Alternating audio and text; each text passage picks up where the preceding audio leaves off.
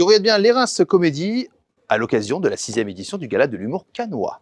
Mon super ami Eddie Portman qui va représenter le Congo ce soir. Comment ça va? Ça va très bien. T'es en forme? Super. Tu vas faire le sketch que tu as fait la dernière fois ou il y a une petite nouveauté? Je sais pas si j'ai fait le... Non, c'est une nouveauté pour toi que t'as pas forcément vu un petit peu et voilà. Il est généreux. Tout ça pour moi. Eddie Portman.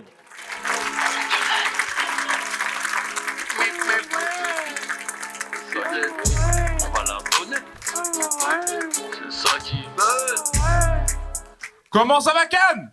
Vous pouvez faire mieux que ça. Comment ça va, Cannes? Alors, Cannes, avant de commencer, je vais vous poser une petite question. C'est quoi votre saison préférée? Printemps, été, automne, hiver? L'été, vous êtes des Cannois, c'est normal, ouais, vous êtes des Cannois, bon, voilà. Hein. Moi, je suis fils d'immigrés et j'ai dû expliquer à mes parents ma saison préférée, c'est Halloween. Ouais. Ma saison préférée, c'est Halloween parce que j'aime bien me déguiser parce que j'ai un sketch dessus, ça tombe bien. Hein.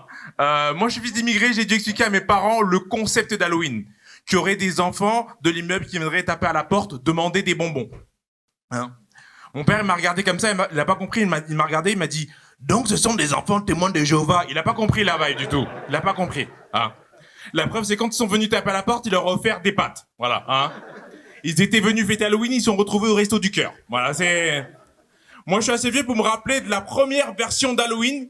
Qui se rappelle de la première version d'Halloween? Personne? Non? Hein? C'était la Toussaint. Hein? Non, c'était simplement la fête des morts à l'époque de Mitterrand, hein, tout simplement. Voilà. Et à l'époque, les fêtes d'Halloween, il y avait 3 dress codes. T'étais soit vampire, soit loup-garou, soit chauve-souris. Tu vois. Maintenant, t'as plus de dress code. T'arrives dans une soirée Halloween, t'as une meuf qui court vers toi qui te fait « Je suis déguisé en pain de mie !» Tu vois, c'est comme ça maintenant l'ambiance, tu vois. C'est quoi ce tatouage que t'as sur le front? C'est la date de péremption, tu vois, c'est comme ça. Hein. Moi, l'année dernière, je suis allé dans une soirée Halloween et je rentre dans la soirée et je vois un pote à moi, je lui fais « Ça va frérot, tu vas bien? Putain, t'as grossi ?» Et il me fait « Non, mais parce que je me suis déguisé en premier confinement. » Ah ouais, d'accord, ok, d'accord. Ok, d'accord. Ah. Dites-vous les amis que quelque part dans le monde, à chaque année à Halloween, quelque part dans le monde, il y a Xavier Dupont de Ligonnès. Ça va bien se passer, ça va bien se passer, ça va bien se passer. Qui s'est déguisé en Xavier Dupont de Ligonnès pour pas qu'on le reconnaisse. Dites-vous ça, hein. Mais on peut parler un petit peu des choses qui fâchent, les amis. Week-end. On est d'accord que l'essence, elle est chère. Il y a même des enfants qui ont dit oui. Donc, on parle souvent de l'impact du prix de l'essence sur la vie de tous les jours, mais jamais sur l'industrie du divertissement. Parce que forcément, l'essence, elle est tellement chère que ça va forcément impacter nos films préférés. Moi, je pense que l'essence, elle est tellement chère que je pense que le prochain Fast and Furious, ce sera un film français, hein, clairement, hein. Je pense que l'essence, elle est tellement chère que je pense qu'à la fin du prochain Batman, il va faire Joker. Joker, tu rentres comment, frérot? Là, ça va se passer comme ça, je pense, à la fin du film. Voilà, hein. Les amis, vous êtes avec moi, Cannes? J'ai envie de vous poser une autre question. Est-ce qu'il y a des gens qui croient en Dieu? Pas trop, voilà, hein. 3. Mais je comprends, c'est difficile d'admettre que tu crois en Dieu parce que quand tu regardes bien, il y a personne de religieux qui est cool. Il y a personne, tu sais, qui est rentré un jour dans l'histoire de l'humanité, qui est rentré dans une pièce et qui a dit « Frérot, ce week-end, brunch, meuf, apéro, église ». Personne n'a jamais fait ça. Personne n'a jamais proposé ce plan-là. Et je peux comprendre que pour les non-croyants, le concept de croire en Dieu, ce soit quelque chose de chelou. Parce que quand on regarde bien, on a beaucoup instrumentalisé la religion. Je pense à ce qui s'est passé récemment avec l'abbé Pierre. Vous avez vu ce qui s'est passé avec l'abbé Pierre, les accusations de violence sexuelle. J'ai mis une super ambiance, c'est sucre, c'est cool, c'est Non mais c'est vrai que parce que je regardais encore il y a 2 semaines, il y avait une femme qui accusait l'abbé Pierre de fréquenter les bordels. C'est quand même compliqué de rentrer dans un bar à pute quand t'es l'abbé Pierre quand même. C'est quand même l'abbé Pierre, c'est quand même le genre de mec à rentrer dans un bar à pute et ce qu'on lui dise mais vous êtes pas l'abbé Pierre hein? Et le mec il doit répondre pour pas griller ses couvertures, il doit répondre non, moi je suis le père Fouras. Moi je suis le voilà. Et d'ailleurs les défenseurs de l'abbé Pierre sont tombés sur la femme, lui ont dit mais comment vous pouvez accuser l'abbé Pierre? Comment vous pouvez dire ça? D'ailleurs, qu'est-ce qui vous prouve que c'est lui? Elle a dit je sais pas si c'était lui mais en tout cas c'était seul qui baisait avec des sandales. Donc je sais pas si voilà, c'est la femme qui a dit ça, voilà.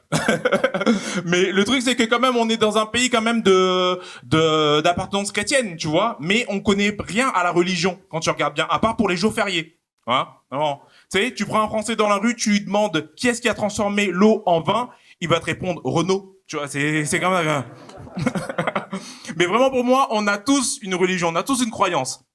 C'est juste que d'un côté, t'as ceux qui croient en la vie après la mort, et d'un autre côté, ceux qui pensent que le PSG va gagner la Ligue des Champions. Mais c'est la même team. Voilà. Et je vous, quand t'es honnête par rapport à ta relation avec Dieu, quand tu dis que tu crois en Dieu, souvent les gens, ils te mettent un coup de pression. Ils me demandent, par exemple, de prouver l'existence de Dieu.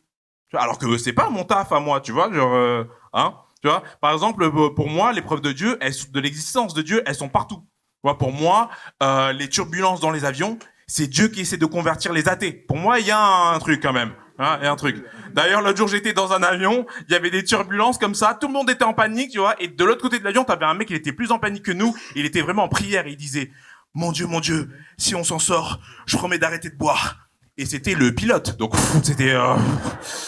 Donc, mais moi, les amis, cette année, j'ai eu une nouvelle qui m'a un petit peu atteint, mais ça va, je la vis bien. C'est que j'ai fêté mes 41 ans cette année. Ah ouais, super. Non, je le vis bien, franchement, je le vis bien. Parce qu'un mec de 40 ans, c'est juste un mec de 30 ans qui a mal au dos. C'est juste... Non, et le truc, c'est qu'avec cet anniversaire, c'est techniquement, ça arrive à la moitié de ta vie, tu vois. Moi, quand j'ai eu 40 ans, je me suis dit, frérot, il te reste 6 à 7 Coupes du Monde max. Vraiment, max. Vraiment.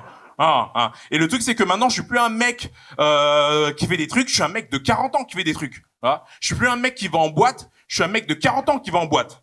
Vraiment, je rentre dans la boîte, je suis un pion, je suis un surveillant. Vraiment, les gens ils sortent des shots, ils me filent de la monnaie, je suis une nampivi, quoi. Vraiment, les amis, vous savez comment on reconnaît un mec de 40 ans en boîte, C'est le seul mec de la boîte, quand il y a la Macarena qui passe, c'est le seul mec de la boîte qui fait « Ah !» parce que j'ai aucune rêve. Voilà, je connais rien du tout, je connais rien d'autre. Voilà. Et le truc, c'est que je me vois vieillir maintenant. Je me vois vieillir. Par exemple, j'étais à Nice et il y avait une dame qui s'est d'aider une personne âgée à un distributeur et lui dit « Vous voulez faire un retrait, une consultation de solde ?» Et le vieux a répondu « Non, merci, juste un McFlurry. C'est ce mec-là que je vais devenir. C'est ce mec-là. » Et depuis que j'ai 40 ans, je fais un truc super chelou, c'est que je vais sur Google et que je regarde le nom des célébrités qui ont le même âge que moi. Est-ce que vous faites ça, vous aussi? Ou vous avez un taf? Vous avez, voilà. Le truc, c'est que moi, je me suis rendu compte que j'ai le même âge que Chris Hemsworth. C'est le mec qui joue Thor dans Marvel, tu vois.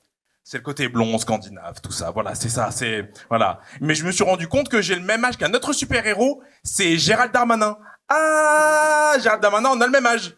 On aurait pu être collègues, on aurait pu aller traîner ensemble, on aurait pu aller dans le même lycée. Je rentre dans la cour, je fais ah Gérald, il me fait ah Eddie. Je fais c'est quoi que tu portes Gérald? Ça, c'est une abaya. Ça serait passé comme ça, vraiment. Et le truc c'est que maintenant je fais du jeunisme, c'est-à-dire que je fais des choses qui pour me convaincre que je suis encore cool. Par exemple, moi, j'ai déjà terminé une phrase en faisant ça. Et c'était hier, donc voilà.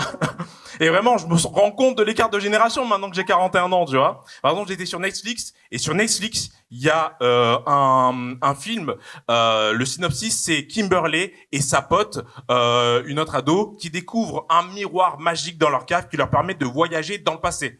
Et d'ailleurs, tu le vois dans la bande-annonce. C'est-à-dire, elle est là comme ça, elle dit « Kimberly, on va voyager dans le passé en 2003 !» Va te faire enculer, Kimberly, va te faire... Voilà.